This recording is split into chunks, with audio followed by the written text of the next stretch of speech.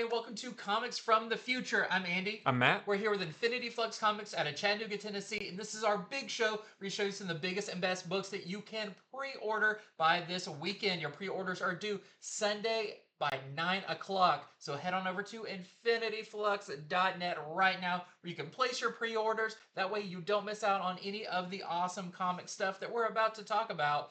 And there's some really cool ones on this one. The first one we're talking about, I'm very excited about. So let's get into it. Starting off with our Prime comics. These are the big ones we want to make sure you definitely do not want to miss. And you do not want to miss Zatanna #1. This is a new 6-issue miniseries. This is written and drawn by Jamal Campbell. Andy and I both have already read this issue, and it is so good. It's really fun. So Zatanna and her stage crew, they are going on a new tour, a new like magic tour, that kind of thing. And they are working on, they're getting ready for their first show. And they're doing it in San Francisco at a place called the Terrap Shore Theater. And it's very significant in in the history of Hollywood. Yeah. And there's a lady who used to be real big in Hollywood called the Lady White, and she used to be a legend with films and movies and fashion. She was kind of like the it girl in Hollywood back in, I don't know if they say the time period, but kind of like back in the 50s or the 40s, something like that. Kind of that golden age of Hollywood. Yeah. So this theater that they're going to do their first show in, it's haunted by the kind of spirit of the Lady White. And that spirit kidnaps all of Zatanna's crew. And it's really cool. The visuals are really neat. So it basically pulls them into all these old movie posters, kind of. And Zatanna has to use her magic to sort of go into these movie posters and into the astral plane and free her crew from the spirit of the Lady White. And it's like I said, the visuals, the story is really good, but what really sells this book are the visuals, the colors, the diving into all these posters. And it might be a poster of a man and a woman in a car, and she'll dive into that poster and then she'll be in that car, that kind of thing. So the visuals are amazing, the colors, everything like that. There's a shocking ending that I like, oh, I got to see what that is. Yeah, it sounds like we're telling you a lot about the story. That story is kind of there to set up the ending of this issue, which I think is what the miniseries is going to be more about. Yeah. But it begins with just a kind of a fun one-shot Zatanna doing really cool magic things, using her backwards speaking magic, all of that, in a very I don't know, feels like a very classic story kind of way. Yeah, so Zatanna fans are very much going to enjoy this. So if you're hankering for a new Zatanna book, this is the one to get. It's very, very cool. We have a preview copy of issue #2 available to us, but we haven't read that one yet. So we'll have to see where the end of the first issue goes in the second one. But yes, this is a very, very good Zatanna book. It's really fun. So we have our A cover here. We have a Chris Bachalo variant. There is a Sozamaika variant. There is a David Talaski variant.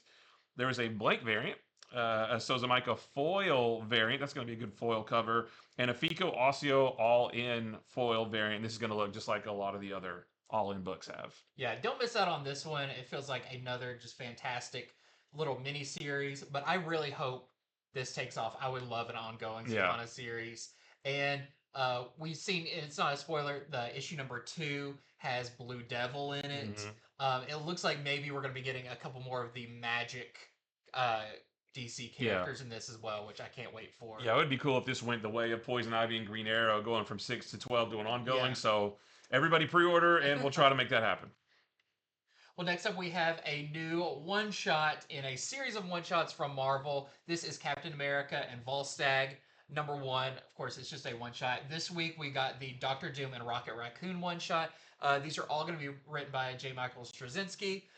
This one, the art is by Bernard Chang. And much like the first, the Rocket Raccoon and Doctor Doom, this is going to be a series of one-shots that pair unlikely duos together. Characters you may have never seen, at least kind of a one-on-one team-up. They may have been in a big group or something like that, but this is characters that you maybe you've never seen them have a one-on-one conversation or anything like that. So with this one, of course, you have Captain America and Volstagg from Thor the universe. Warriors 3. The Warriors 3. And this one, it does say when the war breaks out in the Nine Realms, Volstagg recruits Steve Rogers, Captain America, the only man skilled enough to end it. So I guess, I don't think you would bring Captain America in to like, you've got to fight all the Nine Realms, but I think you would bring him in because he might be a good mediator and Yeah, a good person to like, for his leadership. yeah, de-escalate Mm-hmm. everything that's going on. So we don't know a whole lot more about it. I'm kind of glad we don't because since these are one shots, I don't want to know everything that happens. But I really like the first one with Doctor Doom and Rocket Raccoon. And we're getting some really interesting ones coming up with this as well. Nick Fury and Fing Fang Foom. Yeah, that's the craziest one. What is Yeah. that? Yeah. So these are going to be all really, really fun. And yeah, I love classic Marvel one-shot stories. So I'm looking forward to this. We've got our A cover here. We have a Bernard Chang variant, so that's your interior artist. And we have a Brooks animated style variant, which that looks really fun. Yeah. So next up is the Herculoids #1. So we have Space Ghost, we have Johnny Quest, Flash Gordon, Thundercats, Ninja Turtles, Gargoyles, Silverhawks, and now we are getting Herculoids. And this is also from Dynamite, who's giving us that awesome Space Ghost book right now. And so this is going to be by Tom Snagowski is the writer, Craig Rousseau is the artist, and this solicitation doesn't really make it sound like it's going to veer off into something different than the cartoon was. It just kind of reminds us what the story was about.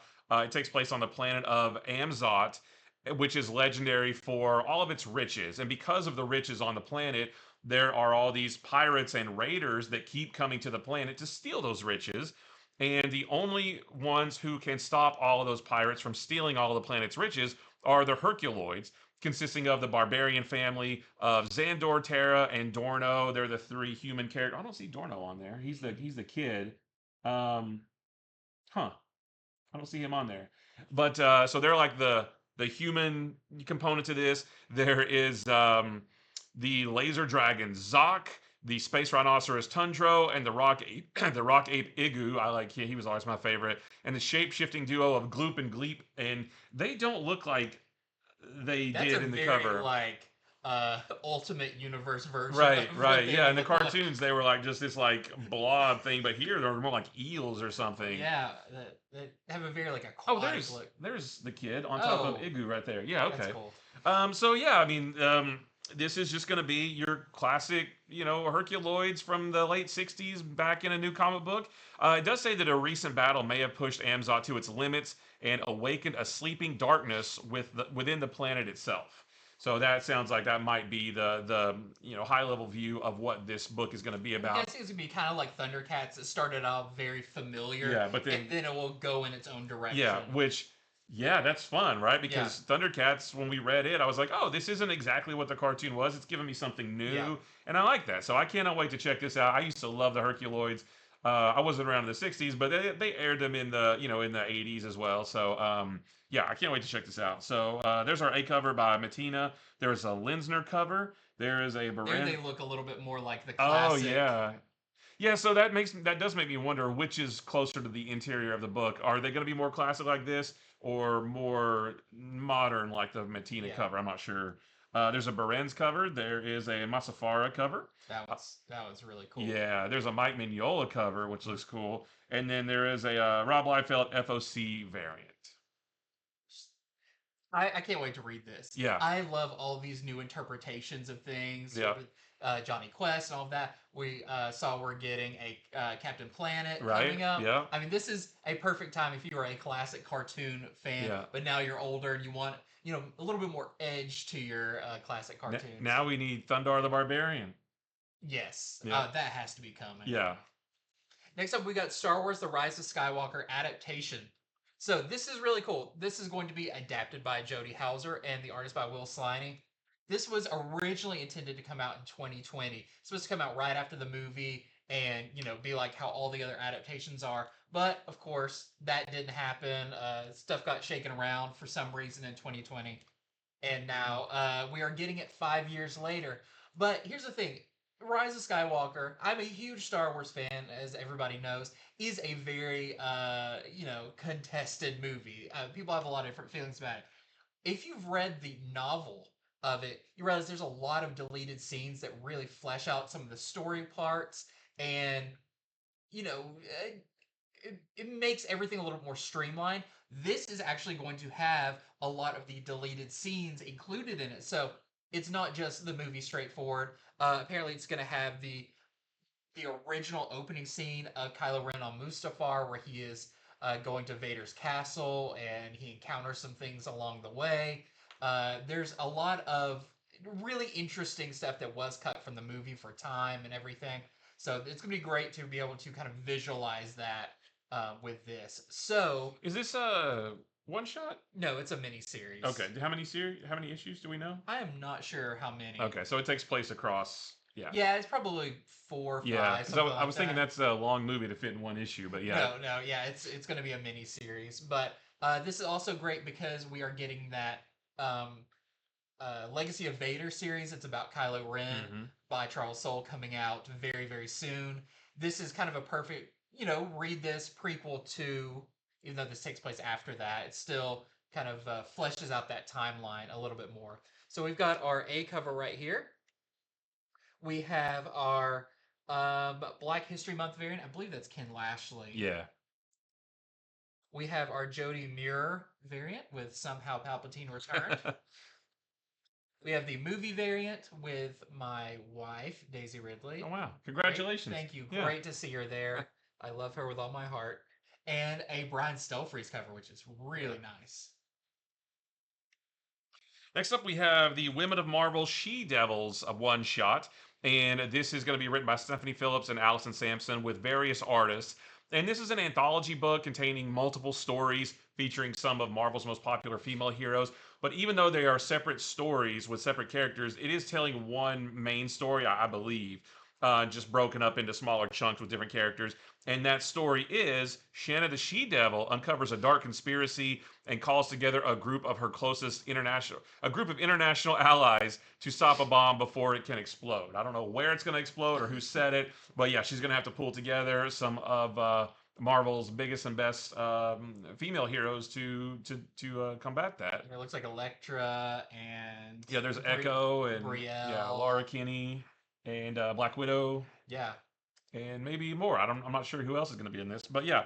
So they've done a few books like this. The most probably the one that's closest to this is when they had that Kahori one shot, and it was one main story but broken up into 3 parts, and one of those had Daredevil, one had I don't remember who was in that, but it was one story but like 3 separate chapters, and that sounds like what this is going to be. I love that Shanna's getting some love. Yeah. We haven't seen her in a mainstream thing in a while. In a minute, yeah. And this might land into your theory about Ultimate Spider-Man. I wasn't going to say it, but, there's usually some synergy in the company, and maybe they're trying to get people used to seeing Shanna and Kazar and, Zabu and the Savage Land. We'll have to see. You never know. So this is our A cover. There's a Peach Momoko cover, and there is a Rose Besh cover. That was pretty. Yeah, it was very pretty.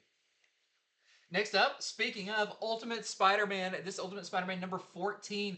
And, usually we try to keep this early part of the show to big number ones or big events. But after reading the last issue of Ultimate Spider-Man, it was like, well, we got to talk about this because that was the best issue of the series so far. So good. And I am so excited about the storyline that they're doing. This is Hickman and Shadow's kind of a love letter to Kraven's Last Hunt.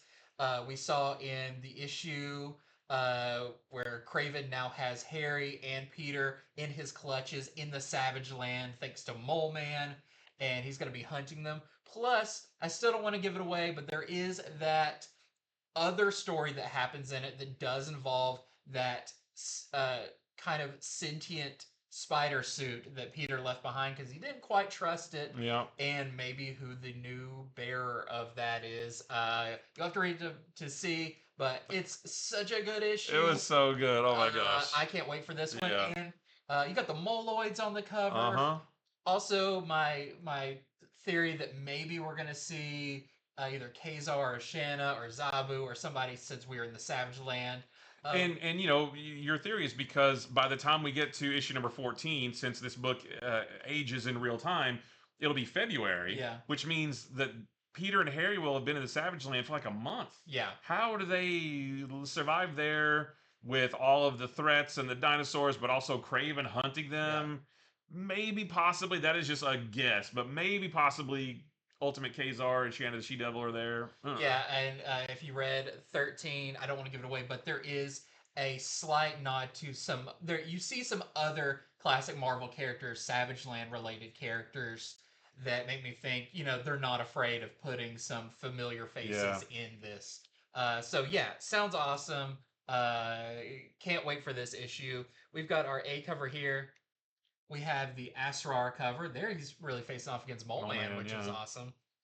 And we have a Sandoval Ultimate Special variant, which is cool. He's actually got like the the Green Goblin helmet there looks very like 616. Yeah.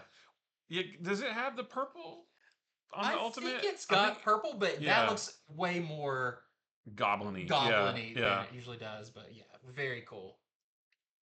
Well, next we have a new book from the hard case line from Titan called The Loose End, written by Dave Dwanch and the art is by Travis Himmel. And this is described as an homage to classic 90s crime movies like Desperado, Heat, and Reservoir Dogs. And it's about this guy named Stephen Hollis. He is a failing screenwriter who has a thirst for the high life, but he also is dealing with crippling debt and an aimless career. So the mob one day offers him a ticket out of his dead end lifestyle, and it's an offer that he can't refuse. And all he has to do is kill the biggest executive in Hollywood to get out from under all this. The mob will help him get out from under all of his woes if he just goes and kills this one person. And will he do it? I don't know. But the hard case, this the hard case line of books is really good. There's a lot of the gun hunting stuff is really Yeah. interesting, good crime noir stuff, and this sounds like it'll be one of those too. So there's our A cover. There is a hack variant like Reservoir Dogs, and there is a Wallace cover. Very cool. Next up, we got Mothra, Queen of Monsters, #1. This is a new. I can't tell if this is a one shot or not. Sometimes they do oversized one shots. Yeah. Sometimes they're miniseries. I couldn't find out specifically what this is, but for you classic Godzilla kaiju fans, this is by Sophie Campbell and the art is by Matt Frank.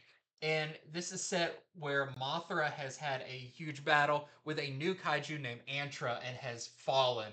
Mothra is dead. Meanwhile, like once that happens, Mothra kind of kept the ecosystem of the Earth Yeah. stable, and things start going to ruin. It's kind of a wasteland now all over the world. And a young woman named Mira, who's living in the wasteland, runs into her twin sister that she thought she'd lost when everything went bad. And the two have to come together and somehow, I'm not sure how, find a way to go back in time to the Jurassic period to retrieve the egg of Mothra in hopes of saving the world. So I know Mothra has a lot to do with like magic too and everything.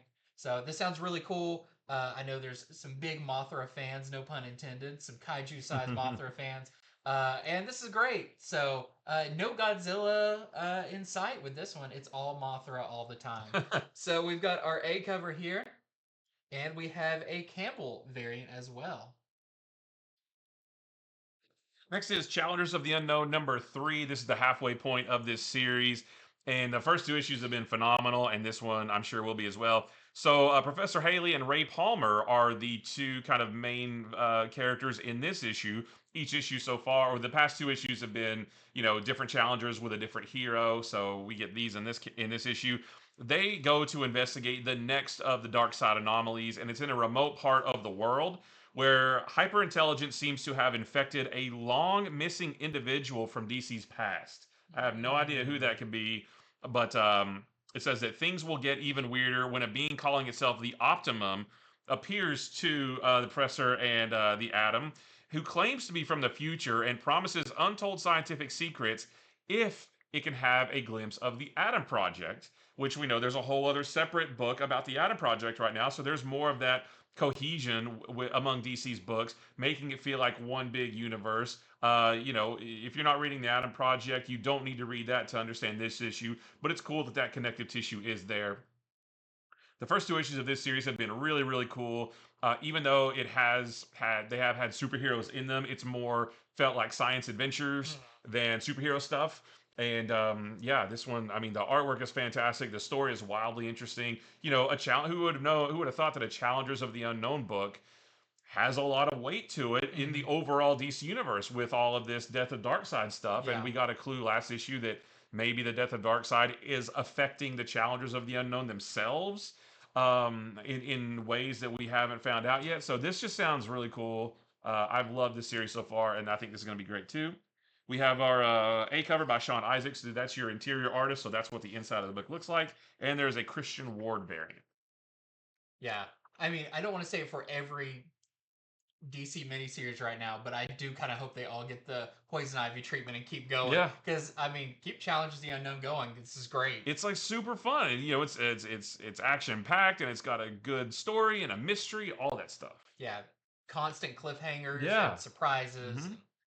Next up, speaking of, this There- is yeah. a kind of a maxi series. This is 12 issues, but this is number 3 of New Gods, Yeah. which, if you read the previous one, you know, it just keeps ramping and ramping up this big cosmic level DC story. Once again, dealing with the death of Darkseid and how that affects everything. Well, this one is continuing on as the intergalactic Inquisition descends on Apocalypse and New Genesis, which you see the kind of main guy there in the center. He was like the one getting like all armored up in the Yep. last issue, and basically it ended with him, you know, declaring, you know, he's gonna take on Apocalypse and everything. So we're gonna see more of him. And I do want to mention we do have an early preview copy of this. I didn't get a chance to read it yet, but I did skim it, and you actually have Riccardo Federici doing a lot of art in this, Oh, I can which see that. also Okay. feels very you know, big and Yeah. majestic and everything, which is really cool. But meanwhile, while that's all going on Apocalypse and New Genesis on Earth, Mr. Miracle and Barda and their baby have set out on their quest to find this child that is heralded to be a new god. But is it going to be a good god? Is it going to save the universe? Or is it going to be the reincarnation of the universe's greatest evil? We don't know. Which is what kind of Highfather is probably thinking on Yeah. all this. He's got these premonitions and these prophetic dreams and everything. So it's so funny with all of these. I kind of don't want Darkseid back anytime soon because this kind of weight of his Yeah. absence is fueling the DC universe Yeah. right now, and it's so cool. So we've got our A cover right here. We have a Mike Huddleston variant. Love that with Barda. We've got a Frederici variant with, I guess, is that Desaad? It doesn't really look like him. Maybe. No, but it's got But he does have the cloak the though, cloak so yeah, thing. I'm not sure. It's a little bit like Gore the God Butcher. Yeah, too, right. So I'm not sure. Also, we've got the New Gods #2 second printing. So you know, this was originally the acetate cover. I think this Yeah. is just a, you know, a regular cover for that. Next up, we have Big Event Check-In. This is the first show where we're having this special category, and you'll be seeing it off and on. It's not going to be every week, but when there's a big event going on and we want to keep you informed about different parts of it Mhm. that are coming out, we will have it here. So we're going to be talking about... We're going to be talking about Fantastic Four number 29. Now, 28 came out this week, and it was the first book, the first kind of prologue into the One World Under Doom storyline that's going to be kicking off soon. It was the first book that had the banner on the top that you see there too. And this is number 29, the next issue. Now, I'm not sure how much this story is going to feed into the One World Under Doom, and I don't know. It still remains to be seen how much some of these books are going to feed into that story and how much maybe just the status quo of Doom being the new emperor of the world is just going to be sort of a looming thing in the background of some of these books. But in this one, Doctor Doom has taken over the world because that's what the whole story that whole storyline's about. So Reed Richards, you know, he's locked himself in his lab to try to figure out. You know, a big part of number 28 that came out this week was him trying to figure out magic so that he could figure out a way to stop whatever it is that Doom is planning. So he is hard at work on that. So while he's doing that, Ben and Sue travel to New York City and visit She-Hulk. And this is a strange thing though, because it says the three of them soon find themselves on the wrong side of mob justice and have to make a choice that they will not be able to take back. I have no idea what that means whatsoever. I don't know how, like I said, I don't know how much this plays into the One World Under Doom story, or if that's just going to be sort of a looming thing in the background.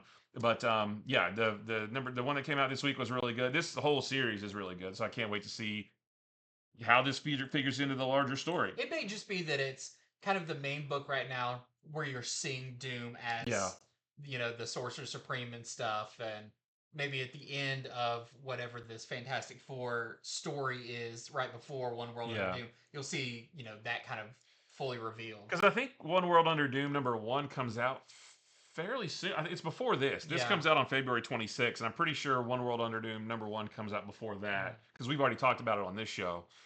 So yeah, we'll have to see. I don't think that they're going to go up against Doctor Doom like what the cover shows here, but it should still be cool. So this is our A cover. There is a Gist cover, and there is a What If Disney, which homaging number 51. This man, this monster, this hound, this hero. That's hilarious. Well, just that one for this time, but I'm sure coming up we're going to have a lot of books in that section as the One World Under Doom Yep. Yeah, continues. definitely. But now we've got more Essential Comics ones we want to make sure that you still hear about because they are just as exciting. That includes Amazing Spider-Man number 68 Dot Deaths. So this is another Dot Deaths issue that kind of fits between issues of Amazing Spider-Man. This one's by Christos Gage with art by Mark Buckingham, which I love because I love Fables. And this one, Spider-Man is dead, which I guess we have that to look forward to. That he's, I guess, gonna use up all of his reads. Yeah. And it's up to the X-Men to save the day. But why are they fighting each other? Well, usually the X-Men don't need a reason. That's just what they wake up and do every day. But I'm guessing it has to do with Juggernaut and Sidorak, and he acts like he's got a weird calling to it. So we'll have to see. I actually think this sounds pretty cool, and I'm interested to see because I like Juggernaut. So it feels like it's been forever since we've seen Spider-Man and the X-Men together. Yeah. Back in the '90s, that you got that all the time, but now it's like I haven't seen. Well, the X-Men haven't really teamed up with anyone forever. Yeah. So to see them and Spider-Man back together, it feels good. Yeah. I feel like a kid again. So we've got our A cover right here, and we have a Federico Vincentini cover, which is really nice. Next up, we have Ultimate X-Men number 12. Number 11 comes out next week, and we'll be talking about that on Monday. But this one, it doesn't say specifically. I guess this might be the end of the first big, well, it is. It's the end of the first big year of Ultimate X-Men. So kind of, I don't know how much of a finale this is going to be to the story they've been telling so far, because it does say that May Storm leads her team in a climactic battle against the Shadow King. So that sounds pretty final to me. And the confrontation leads to a huge rift between May Storm and Armor. And so yeah, it sounds like this first big storyline they've been telling. I don't know if that will feed into number 13 or if they are going to put the kibosh on Shadow King in this issue for a while. But yeah, it'll be interesting to see. Hopefully we'll start to understand some of it a little bit more. So yeah, there is this is our A cover. We have a Mahfoud variant, and then there is a Peach from Hoko variant. Next up, we got Usagi Yojimbo 10,000 Plums #1. So for all you Stan Sakai Usagi fans, in this one, strange events have been plaguing a local village. So when a samurai discovers Usagi and friends wandering through the shogun's prized plum trees, suspicions are raised, and the samurai are sure that they are related to the strange happenings. So it sounds like Usagi and friends will have to convince them otherwise that they are just taking a leisurely stroll and they don't have anything to do with the weird happenings. But love Usagi. I love how it's pretty much just mini-series. Not done in one because they're usually a couple issues, but very self-contained stories. If you've never read it, you can pretty much jump in anywhere because he's just kind of a wandering Ronin. So if you want to check it out, here's your A cover. We have a Scorzas variant and a Mitsuhiru variant. Next up, we got continuing stories that have already started or maybe about to start, but it's time to order the next ones. Starting with Hellhunters number 3. Number 2 comes out next week, and we'll be talking about that on Monday. And I think that's the one where Logan joins the team. And in this one, The Hellhunters, I guess maybe they try to recruit Captain America at some point, but their methods are too ruthless for him. But it says they accidentally wind up recruiting Bucky. And it says, will they be enough to face the cosmic Nazi hellspawn known as Calphael, which is kind of spelled like Raphael, but C-A-L instead. So I don't know if that's I guess maybe that's the sort of the evil entity that they maybe ran across in the first issue. It wasn't really explicitly stated. So I don't know if it's going to be maybe like a first appearance or something like that. We'll know more when we read issue 2. And we'll talk about it on Monday. But yeah, just the next issue here. Bucky joins the team, and that should be a lot of fun. There's our A cover, and there's a Rod Rice variant. And then we also have Hellverine number 3. And in this one, Akihiro confronts the spirits of the dead at his birthplace in Japan. But what does Bagra Ghul want with those spirits? And the only way to kind of cut through the hellspawn that's in their way is if Hellverine and Bagra Ghul team up together. Actually, wait, that doesn't make sense because Bagra Ghul is the spirit inside him. They gotta just work together Yeah. instead of, Yeah. fighting each other. Yep. So the issue 3 is right here. This is our A cover, and we have a Dave Watcher variant. Next up, we've got Rogue, the Savage Land number 2 of 5. Issue number 1 was a lot of fun. I love this time frame for the X-Men. I love the Savage Land. Once again, got some more Kazar action in here, some more Shanna. In this one, Rogue races off to rescue Kazar and discover what is happening in the Savage Land. We got a hint of that in the first issue where they talked about some of the seas dried up and some weird stuff going on. And the Savage Land has a new god, but is she merciful? I think that has to do with the character we saw at the very end of number 1. So I can't wait to continue with this. Just jonesing for more Savage Land stuff. It seems like everybody's vacationing there right now in the comics. So we've got our A cover right here. We have this fun Amanda Connor variant. We've got a J. Scott Campbell variant. And there is a second printing of number 1. This is the Adam Hughes cover that was originally a foil, but now it is regular, which I love that because in the foil, you couldn't really see the dinosaurs in the background. And everything. Yeah. So it's cool that this one's a little bit cleaner. Yeah. To check it out. Next up is TVA number 3, and this is again is a 5-issue miniseries. Number 2 came out this week, and you read it and thought it was pretty cool. In this one, it says a murderer stalks the halls of the TVA. Is anyone safe, and can anyone be trusted? The answer may lie in the secret floors below the R&D department. Was there anything about that in this? They did find out that there was a level below what they consider to be the lowest level, and Mobius spied somebody kind of creeping around, and he thought it was Loki. I remember seeing that. I flipped through it. Yeah, I remember he thought it was Loki, but that seems that doesn't line up with the MCU, but. That raised the question, who is it? Yeah. I thought issue number 2 was really cool. I thought issue number 1 was really cool. This is just a cool series with a cool cast of characters. So this one sounds really interesting as well. Yeah, and it does say, what is the TVA hiding? So it sounds like there's a mystery there to be solved. This is our A cover, and there's a David Yarden variant. That's cool. Yeah. I love the Gambit that's in this. Yeah. It's a cool team. Next up, we've got Sabretooth. The Dead Don't Talk, number 3 of 5. Number 2 comes out this coming week. I'll be talking about it on Monday. But I really like the first one. It's Sabretooth set in the 1900s, where what was he doing around that time? He was kind of part of the kind of gangs of New York style thing. But in this one, Underworld in New York, Sabretooth faces off against Dragonfire, which I did some deep diving on to figure out. Dragonfire, they've appeared before. There was an original one, but then there was a new one that got introduced in like 2010. Is that Dragonfire? In a Marvel .1 issue. See, when it showed it there was 2. It was like a brother and sister, and the sister didn't necessarily look like that. So I'll be interested to see how this all plays out, because Dragonfire also at one point was like a gang called that. So I don't know. Maybe we'll find out in issue number 2. But we've got our A cover here. We've got our Mark Brooks animated style. And you see right here, we've got a Paco Diaz. Yeah. She almost looks like Spider-Woman with those eyes and stuff. It's a cool, whoever that is a really cool design. I like the flaming sword and the hair, and She's got a gun on her thigh. I like that. Yeah. So does feel like she kind of came from the 90s school of Right, dress. yeah.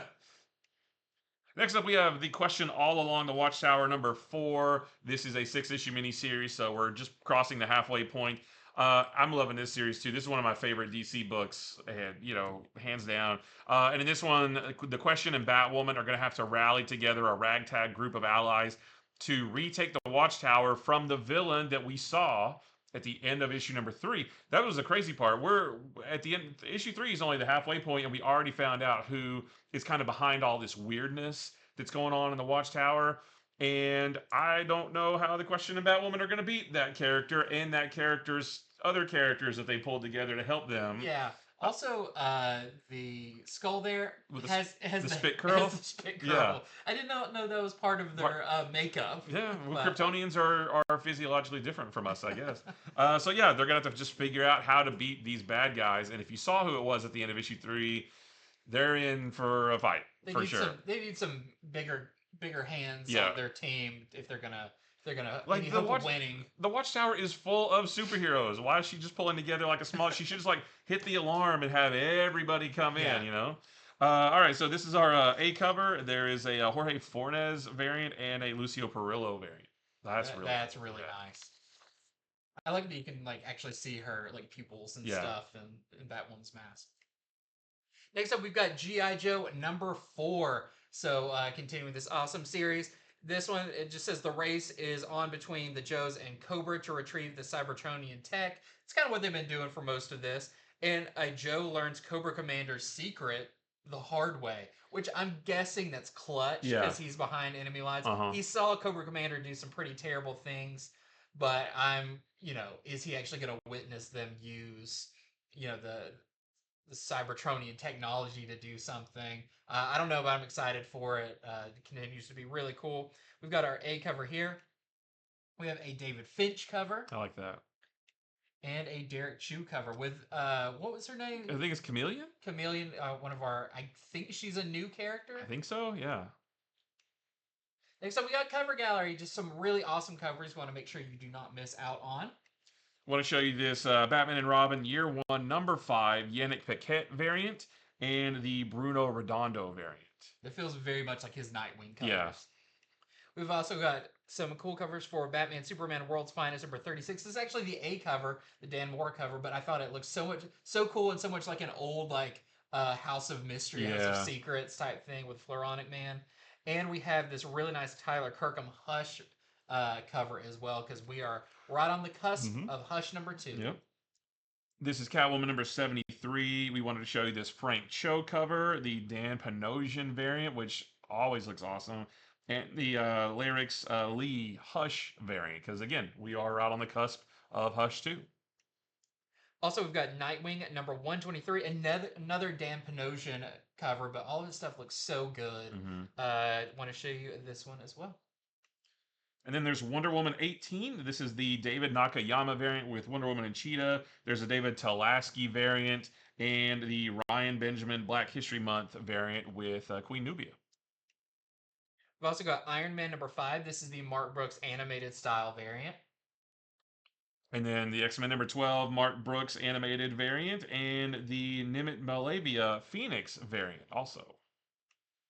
Next up, we got Bookshelf. These are big old books that you can put on your shelf. Matt has a couple of these. A couple of them, yeah. I need to get more.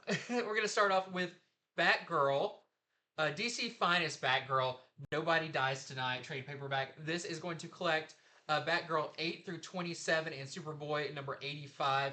This is the Cassandra Cain. So it doesn't have issue 1 through 7, but that was very tied in with like No Man's Land, where she kind of went on her own, and that's before she was officially sanctioned by Batman to be Batgirl. So this starts when she's like, okay, this is when she's like a member of the Bat family going forward. This is really, really good. I love this series. I've got some of the older collected editions of it. You've got so many Cassandra Cain fans out there. You don't want to miss this one. This is going to be $39.99. I think all of these are basically that price. Yeah. But yeah, Yeah, I'm excited for this because I've never read any of Cassandra Cain's solo stories, but I've become a big fan of hers over the last few years, especially with her series right yeah, now. And you know, she when she was part of James Tynion's Detective Comics, yeah. when she was on that team with Batwoman and Clayface and all those guys. So I really want to go back and read some of her solo stories, and that's a great way to do it. We also have, I'm so excited for this. So this is the Dark Knights of Steel Deluxe Edition hardcover, which this is going to be $49.99. It's going to collect the entire 12 issue Dark Knights of Steel series plus the Tales from the Three Kingdoms one shot. Um, so this series finished up, I want to say back in 2023 or maybe at the very beginning of 2024. They did release two trade paperbacks, volume, or maybe it was, I don't know if they were trades or hardcovers, but they were split up into volume one and volume two, and I have been holding out, praying, and hoping that they would release an oversized hardcover of the entire thing, and they did. This is a Black Label book, or I guess this, I mean, this was before they brought Elseworlds Yeah. back, so it's Black Label, and you know, this is like Game of Thrones, but with DC characters. It's very sword and sorcery fantasy, but with DC characters. You have the House of El, you have the Amazons, and then the Black Lightning house, and those are the three houses that kind of are at war with each other. There's twists and turns and mysteries and things you don't see coming and different takes on It's not characters. just a reskin. Right. Like there's characters that are surprisingly related to each other. Yep. And it's really cool. Yeah, it's a fantastic series. If you want something a little bit different, this is a great book to pick up. And this one book has the whole thing and be a great read. And we just got the not really the sequel to it, but the one with Deathstroke. Yeah, That's like All Winter. the Yeah, All Winter. So it seems like this is maybe a world they're going to continue to go back to. And Tom Taylor did say that they are going to do a true sequel to this as well. I'm not sure when that's coming. We haven't heard about it in a while. But we have this, we have the All Winter, but there will be an actual like part two to all this. Yeah. It's so good. And this is the book market. Oh yeah, version. yeah. So this is the standard edition cover that's available everywhere, and then we have the awesome Dan Mora direct market exclusive that is only available at comic book stores like us. Next up, we've got Nightwing Rebirth Omnibus. This is really cool. It's crazy now that we're getting like Rebirth Omnibuses. Yeah. It still feels, somewhat recent. Although that, if you want to be depressed, that was 9 years ago. Thanks for that. Yeah. This was predominantly by Tim Seeley. This collects Nightwing 1 through 49 of the series, plus some issues from Batgirl, Batman, The Wedding Prelude. So that tells you when this took place. It was kind of around the failed marriage of Batman and Catwoman, Suicide Squad, Teen Titans, and more. This was a really good series, though. It was a lot of fun. It was a, great classic feeling Nightwing phase. This is not the Rick Grayson era. This is before the Rick Grayson era. So whenever they do collect that, I'm going to skip that part and then just go right into Tom Taylor's run. Yeah. So this is really cool, and this is going to be $125. This is the Redcoat trade paperback volume 1. This is going to be this is cool. This is going to be $14.99, but collects the first 7 issues of Redcoat plus the Redcoat story from the Geiger 80-page special. So if you've been wanting to read some Redcoat, this is a great way to catch up because they're not too far past. What's the one that comes out next week? 9, I think. Yeah, the one 10 or something. Appleseed. Yeah, so they're not too far past the end of this. So yeah, $14.99, and you're going to have like 7 full issues and another story. This is the standard edition cover available everywhere, and then we have a direct market exclusive from Brian Hitch that again is only available at comic book shops. And next up, we've got Uncanny X-Men by Gail Simone, Volume 1. I mean, this feels really fresh. Yeah. This collects issues 1 through 6 of the current Uncanny X-Men series. Once again, we're not too far past this coming out now. Plus, the C story from X-Men 35. So right before this came out, that final issue. And it has the X-Men story from the Free Comic Book Day 2024 issue. So you actually get quite a bit in this one. And that is going to be $19.99. This is the Rom Epic Collection, Volume 1. So they have put out 1 or 2 different Rom omnibuses, and they didn't call them the Romnibus, and I'm still mad about that. But this is now, if you didn't pick up those, but you still want to check out some ROM, this is the paperback Epic Collection. It's going to be $49.99 and collects the first 20 issues of the original ROM series from Marvel Comics back in the 70s, or no, 80s, I think. Was it the 70s or 80s? Or maybe I don't quite remember when. But yeah, so I have both omnibuses. I've still never read them, but so I don't really know much about ROM at all. But this will be a great thing to check out to learn. Yeah, I was about to say I don't know a whole lot about Rom. I know the backstory with like his rights issues, so Yeah, back at Marvel and everything. But I can't wait to check this out because it's going to be like jumping into a brand new character. yeah. Mhm. And next up, we've got new printings, just a couple of new printings for big series, starting with Batman issue 611 Facsimile edition. So this is, of course, the next part in Hush. This is going to be coming out like this reprint of Hush, issue by issue, is going to come out, and it's still going to be coming out while the new Hush series has started. So, I mean, it's going to be pretty cool. You can still kind of catch up as you read it. Yeah. But of course, this is a beautiful book. The Jim Lee art in this is incredible.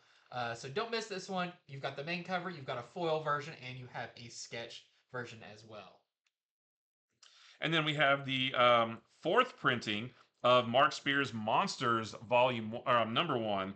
And this thing seemingly came out of nowhere. Yeah. Like just all of a sudden, everybody was wanting this book. Obviously, because it is going to fourth printing. This isn't gonna? Does this gonna have foil and all this, or just this? I think it's just this. Just this, yeah. So everybody's been clamoring for this, and if you missed it, you can get the fourth print here.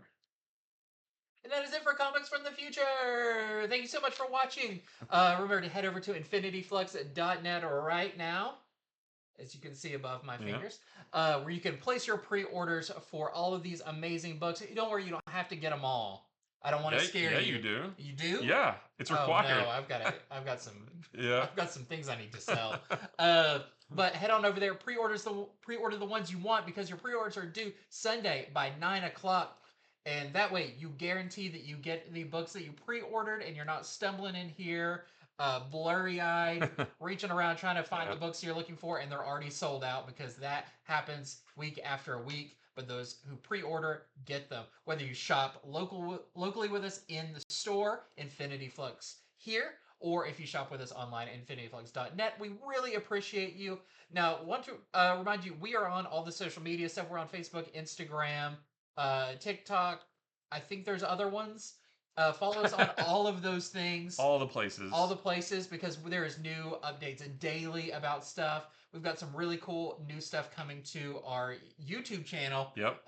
Coming up very soon that doesn't even involve us, but you'll have to check those out as well. So just really great time to be a comic fan. Really great time to be an Infinity Flux fan. That's right. And we thank you so much. So until next time, see ya.